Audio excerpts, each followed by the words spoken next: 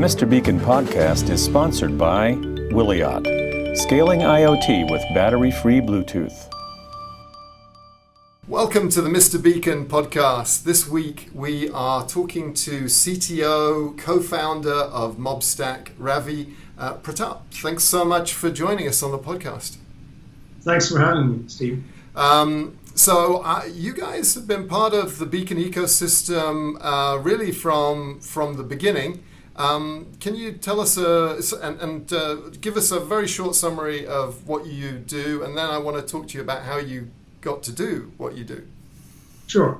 We're essentially a proximity marketing solution, an end-to-end proximity marketing solution that is built on top of Bluetooth beacons. Essentially, we offer the complete hardware and software integrated as one solution in the cloud, essentially delivered as just all pre-integrated. So that's what Beacon Stack, which is our product, and the name of the product line, Beacon Stack, that's what it does. It's an end-to-end beacon-based proximity marketing solution. So I can buy a Beacon Stack Bluetooth beacon. You've got pictures of them on your website, but where you differentiate, because there's lots of beacons out there, is the services and stack. How has that evolved over the years? Tell us that story. Yeah, that's an interesting story in terms of just. So you're right. You're absolutely right. Our differentiator and what we have always focused on from the beginning has been the value that the software layer adds to this fantastic thing, invention in technology called Bluetooth beacons, or BLE, if you will, or all of this that the ecosystem is doing in the BLE space. So when we started off, the history of the funny thing is we raised capital from Cisco a few years ago. This was one of our this was our Series B round, and Cisco invested in us. And at that time, we were actually looking a lot more at Wi-Fi. It's a funny thing. So we, because of Cisco, I suppose, to some extent, we're looking at Wi-Fi for indoor location and indoor location-based content and all of those kinds of things. And beacons, of course, were exploding at that time. And we saw a clear opportunity for all the software platform that we already had, built. So we essentially said, this is great. The invention itself, hardware, Bluetooth space with low energy beacons and all that. But if the world is going to leverage this for indoor location services and proximity marketing and indoor wayfinding, if you will, and all of these different applications, those applications are going to be led by the software and the quality of the software that is available to leverage that technology. And so we basically, from the beginning, even when we started out and started selling our stack, that's how this Beacon Stack, right? We basically always sold it as a SaaS platform. So that's kind of been there from day one. We've always believed that it was important for the software to deliver the value on top of the hardware. And so everything that we've always done has been around the value of the software, the platform, all of that delivered through a SaaS subscription model. And that's kind of what we have focused on. And so that's been, I guess, the differentiator, even in our approach to the whole space. Okay, so full stack, but you basically started off before beacons, didn't you? Yeah, I mean, because your company's almost 10 years old now, right? Oh, right. Yes. Yeah. So when we first started, and as all companies have at some point in their existence, we definitely pivoted. So we were a product company in the mobile space. So we knew mobile really well, and I guess that's kind of the genesis of all of this, right? So we were very early in the mobile space around mobile content delivery, publishing, and so on, mobile websites and all of that. So we did a bunch of work in that space. We worked with some of the biggest news publishers and content websites back in India. But we really found that there was this opportunity on the location side, which was related to mobile, and we had a head start just in terms of how much we had done with apps and all of that. So we essentially got into indoor proximity, space, etc. That's how we started looking at Wi-Fi and then beacons through that time. And so so that's how we got into the beacon space. So beacons came much after the company itself, but that is now our primary business and our only business. And you've stuck to it, and a recurring theme in my questions when I talk to entrepreneurs like yourself is a lot of people say, "Oh, beacons are dead," but it seems like they're not dead as far as you're concerned. Well, I think as far as we are concerned, and all my competitors, all the competitors I have the greatest respect for, and friends as well. Like we worked closely with Estimote in the early years. We worked with Contact. We worked with, we probably have had contact with pretty much Blue Cats, I remember, in Australia. We worked with a bunch of companies over the years, and all in the same ecosystem. Mm-hmm. And I'm pretty certain if you ask them, and just based on what they're doing, the products that they're putting out, the customers they're working with, I think we would all agree that beacons, I think, have not taken off some kind of hockey stick growth, which is what you typically always want to see happen, and never happens, right?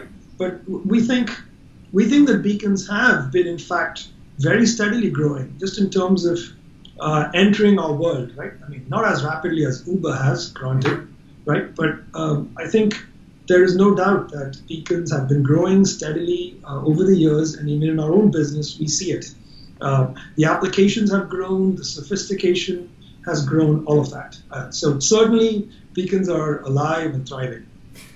What are you seeing in terms of customers? You've got some great customers listed on your website. I'd love to hear about some of the projects you've been doing that you see as being representative of where the industry is going, the kind of the trends, the solution patterns, as we sometimes call them. Right.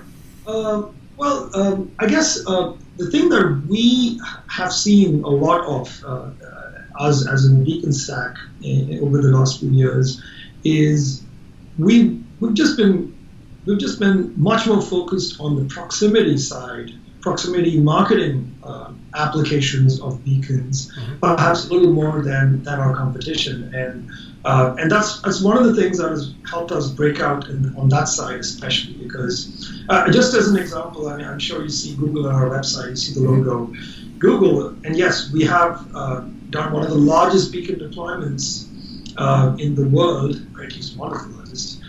We work with Google, and Google has deployed our platform at 117 train stations in India. And these beacons are present on all the platforms at all the locations, and it's pretty big. It's almost 3,000 or so beacons. And that is, again, a proximity marketing use case. It's tied back to a number of initiatives that Google has been up to in India. In India, of course, it's every company is trying to grow their share of the market. There's, of course, a huge number of people out there, and so lots of smartphones, hundreds and millions and billions of smartphones eventually. And so the work we've done with Google, for instance, has just been, all in the proximity marketing side is very, very focused on messaging, contextual notifications, driving app installs, driving landing campaigns to certain things, all of this, and of course, location-based, right? So at certain specific locations, at these train stations, and so on. That's just one example. We work with other companies. Of course, we work with T-Mobile in the US at their stores. And all of these use cases, and this goes back to really what I said earlier, which is we found a lot of success with our focus on proximity marketing, which has really been around how do you deliver these really engaging experiences for mobile app users, and of course when Google Nearby was around, even without apps, but just delivering these notifications and what we call, I guess, proximity campaigns or appless campaigns. All of this, and in many ways, our mission, or what guided us from day one was, I guess, this principle of, can we make our solution and our software so easy that a small business somewhere in North Dakota can come to our website, place an order for a beacon kit along with the software, have that FedEx to them, they receive it in 2 or 3 days or overnight, and they unbox and turn the beacons on and basically start running a proximity campaign in less than 15 minutes. That was basically the guiding principle for what we did for a lot of the last few years, because we thought that it was crucial that the technology be that accessible and that simple for anyone to use. Of course, there's always like media agencies and app development shops that are in the mix, but that was our guiding, I guess, light, in the sense that we just wanted to make the technology that work out of the box, and that's simple to use. That's why you'll find that in BeaconStack's case, unlike some of the other hardware companies, we're not so much about offering different options on the hardware configuration. For example, there are all these things that the other companies will let you do, but we think that that's not necessary in the proximity marketing space. What you need is end-to-end integration. All the hardware is pre-configured, the hardware is already in the cloud already. All of this, the SDKs are all designed to work with the hardware, and all of that has a lot of value. That's basically what we've been doing, and even our work with all these customers that I mentioned. We work with Uber in Taiwan, which is where we're doing a lot of proximity campaigns to get drivers and their people to sign up at concerts and public events. So there are all these different campaigns that we've done, but they've all come back to essentially marketing use cases where they're using beacons to do location-based awareness and location-based marketing and campaigns and so on. So would it be fair to say that one of the differences between you and a Contact.io or an Estimode is their focus is to cultivate a very broad developer community on top of their beacons, whereas your beacons are really to support your full stack? That is correct, yes. So we certainly find that we are selling a lot more to end users and, like as I said, small and medium businesses, even enterprises. Many of the enterprises we won, in fact, Amazon was our customer at one point for some project that they were doing. All of those projects and everything we have done, we've focused on the business use cases and the non-developers for just to describe that group of people, because we think that there's just there's a lot of opportunity in that space, which is not developer-led, which is mostly led from business decisions, business needs for, let's say, in warehouses or in indoor navigation, let's say at airports and so on. Those are not necessarily developer-led, and so yes, I think that's quite accurate. We do it that way. How would you mentioned this railway project, which I'd like to just hear a bit more about in terms of the specific use cases, because it sounds like it was less about proximity marketing and more kind of proximity services, but you can correct me if I'm wrong there. But before we get to that, what would you say the health is of Eddystone, Google Eddystone? Oh, so I think Google Eddystone is actually just, it's doing great in that sense. As a protocol, in terms of the specification, I think it's well established and everyone is, basically standardized on it. All beacons in the world today ship with both iBeacon and Eddystone as default packet types or frame types and so on for BLE beacons. And I think that is doing great. Now, what Google did is it shut down the nearby notification service, which is just one of the various elements in their essential beacon-based API/offering. So I think nearby notifications, that they turned off. The rest of it is still the same. So Eddystone as a protocol still very much, I think, alive, kicking, and being adopted a lot more. So what happens if I go to one of these train stations in India and I have an iPhone and you're broadcasting? Do you broadcast to Eddystone UID or is it ephemeral IDs that you're using there? Well, we use Eddystone UIDs. But the thing is, see, iPhone was always off the Google Nearby grid, right? So it was never on it. Yeah. But on iPhone, you always need an app. But the thing is that iPhones and Android devices will both see both kinds of packets. They will see the iBeacon and the Eddystone packets. Our beacons will they broadcast both kinds. So the iPhone will also see the same notification and everything. Of course, you would need an app installed in that particular case. Yeah. But you get this exact same experience on an iPhone as you would on an Android device. There's absolutely no difference between the experience. So how do you get are you broadcasting both Eddystone UID and an iBeacon frame? Is that how you get the best of both worlds? That is correct, yes. You basically broadcast Eddystone and iBeacon and any other frames that you want to, TLM and so on, Eddystone TLM. What about, I haven't looked into this, so maybe you're the CTO, maybe I can pick your brains. What's happened with Samsung's Close By? Did you ever see that? Did anyone leverage that? Or now that the Nearby has been retired, in terms of I still see beacons. Actually, I was in Times Square and there were physical web URLs being pinged as I walked through Times Square. But I guess my Android phone, if I had one, wouldn't be surfacing it in either the browser or the lock screen. But what about Samsung with Close By? Our experience has been that Samsung basically didn't get the kind of liftoff that it expected for Close By, at least outside South Korea. They originally built the service for South Korea back in the day. I don't know if you're aware, but we were a Close By partner as well. So we were plugged into the Close By ecosystem. So as a BeaconStack customer, you were able to leverage Samsung Close By in addition to Google Nearby and others. But I don't believe that Samsung Close By, just based on our data, really just worked outside primarily because of just how complex it was. It was tied to Samsung Internet Browser, which was only present on Samsung phones, and there were a bunch of settings and so on that it was buried under. So it was not as straightforward as one would hope. And so I believe Samsung Close By really just didn't take off.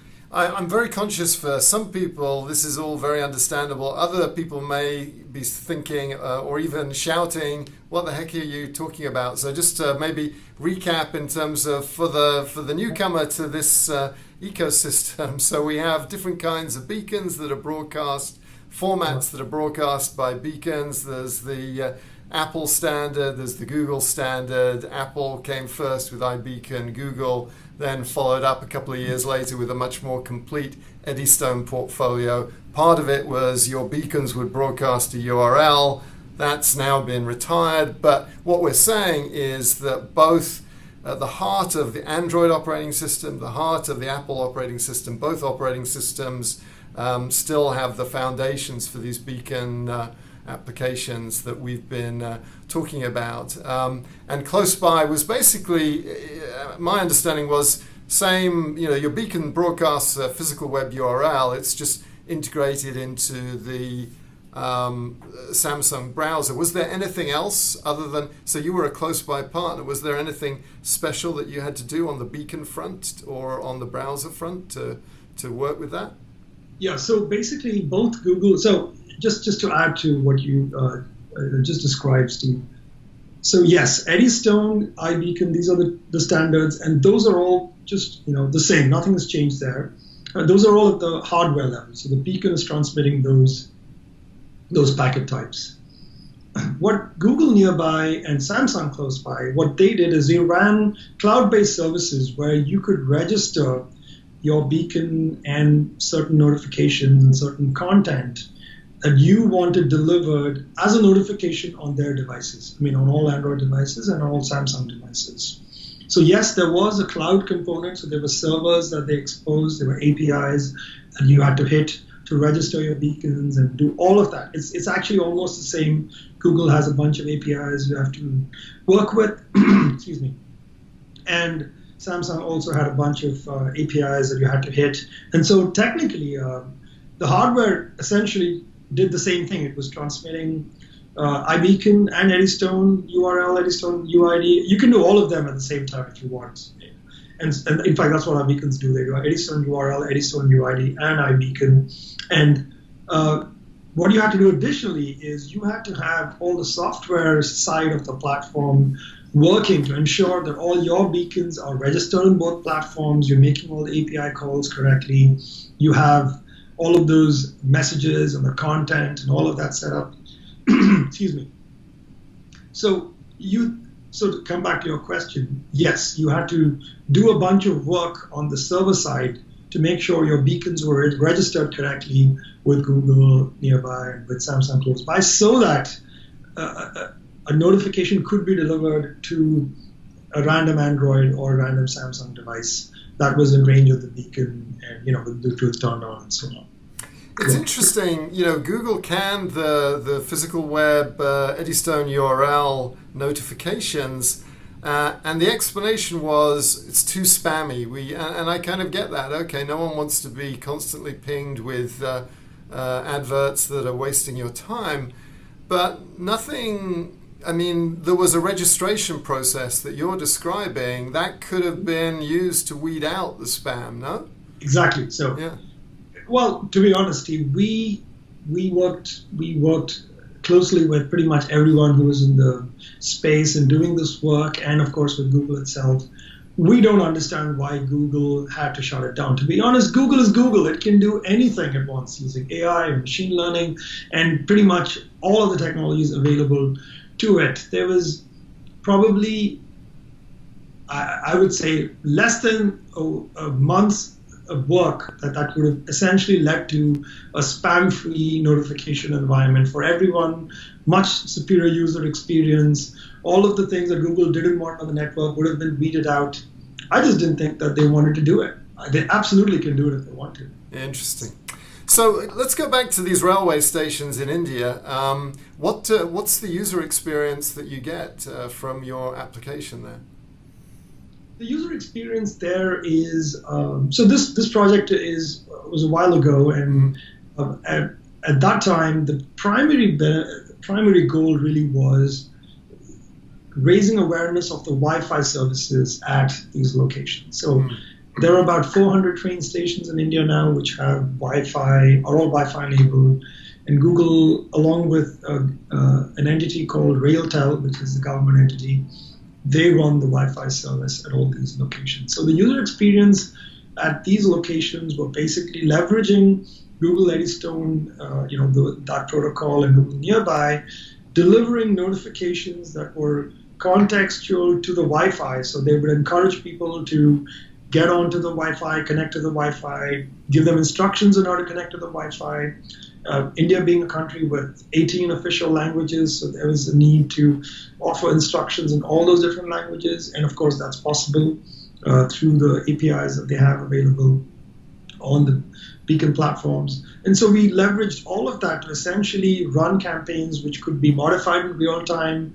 There were scheduled campaigns. It would say something from 9 a.m. until 4 p.m. and then say something else from 5 p.m. When there were cricket matches or whatever, the campaigns would vary and rotate. And all of that was possible through our platform because we built this whole thing on top of the basic Eddystone and hardware, and of course, the Google Nearby notifications. The beacons also hook into apps that can detect them through the SDK, all of that, but that effort hasn't gone live yet. Okay. So you're talking to me from Washington, D.C. I think most of your developers are over in India. Is that where your CEO is based as well? We actually both fly back and forth a lot. So our office is New York City. Yeah, and I have a home office in DC as well. But yes, that's basically how it is. And my co-founder CEO is also flying back and forth between India and Europe a lot. So yes, that's how we're set up. How do you see the differences in application trends around the world? Because you deploy globally. What are the differences between what's happening in India versus Europe versus the United States? Right. Well, from our experience and just from the data that we have, it does seem to be the case that there's more deployment of asset tracking solutions in Europe. It just seems to be far ahead, in terms of just that specific use case. Asset tracking seems to be just much more advanced in Europe in general, right? And I think that also is indicated in some of the work that Contact and Estimote and all these guys have been doing. A lot of their work is really rooted in asset tracking and real-time location systems, as they call them, RTLS, I think. Yeah, so I think we've also seen, based on our leads and based on all of their traffic that we get, the asset tracking is just much more prevalent in Europe. So we seem to be seeing a lot more of that in Europe. In the US, it's very, very clearly proximity marketing that has, for us, just been way ahead of all the other use cases. That being said, we do see, we're beginning to see now much more interest in indoor location kind of applications where there's wayfinding involved and indoor navigation, basically. So. And do you support all of those use cases? Do you do asset tracking as well? No, we don't at the moment do asset tracking. No, okay. We don't. So that's the reason why we don't actually service that market at all. Okay.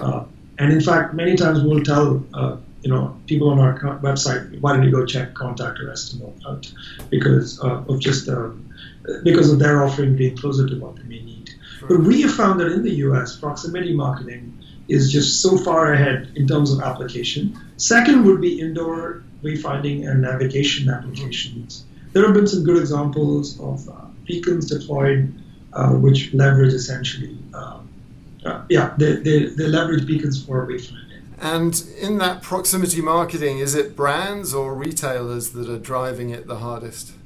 So we find that ours is a lot more driven by brands because we work directly with a lot of agencies that are essentially marketing agencies that are running campaigns and working directly with brands for different kinds of things. So yes, mostly we have that kind of a customer base driven to, and all kinds also. It's not just only retail specifically. I mean, we have some stadiums, we have all kinds of venues essentially looking at these options. Yeah. I'm assuming you're not doing work with baseball stadiums, because that's sort of like, there's almost like a monopoly that Major League Baseball advanced media have on that market. Is it more football and stuff? No, not MLB. No, we don't have MLB. But yes, we have. So the other thing which I just wanted to bring out is that the interest in proximity marketing is also not limited to Bluetooth beacons. That's the other thing, right? So as far as we are concerned, for example, our software platform also works with NFC tags and also works with QR codes. Mm-hmm. And those are part of our offering because it makes sense from a proximity marketing use case that those are technologies that one would want to leverage, beacons along with some of those things. So we are finding that some of these auxiliary technologies like QR and NFC are also somewhat relevant, but yes, beacons are primarily where we see all our business essentially growing. And lastly, where do you see all this going? What are the trends that you're interested in that you think will be driving your business in the future? It's a good question. Well, there are a couple of things, right? I think from our standpoint, we just see in all the indications in the market that the online and offline worlds are going to continue to have to be connected in some way or the other. And, I think with smartphones and GPS, that was like the first wave. But as things are progressing, there is just a clear need for, whether it's retailers trying to drive footfalls to their stores or trying to retarget people who appeared in store to be, get targeted through campaigns online, on Facebook and so on. Whatever the use cases, right? The online and offline worlds are going to have to be connected more and more. it appears. Whether it's done in 1 year and we have 90% coverage, or it's going to take 5 years, we can't be sure. But I certainly think that as a result of that, we will continue to see applications like wayfinding and of course proximity marketing, asset tracking. All of these will just continue to get more sophisticated, continue to grow, and of course it will not just be Europe, it will be the US as well, it will also be Southeast Asia and India. We're just seeing a very steady and organic growth in the demand for these systems and essentially these kinds of software platforms. So yeah, we're really optimistic about the future. But what we don't want, we don't think will happen is some kind of ridiculous, explosion that all of a sudden will lead to a gold rush. I don't think that's likely to happen. It's going to take the kind of slow building that I think a lot of the companies like us in the space have been doing. Very good. So more evolution than revolution. Yeah. Cool. Well, this has been fascinating. I've been meaning to talk with you and your company for years. I'm really glad we got the opportunity to do that, Ravi. Thanks so much for talking with us. No, thank you, Steve. This was a great opportunity, and thank you so much for having me on your podcast.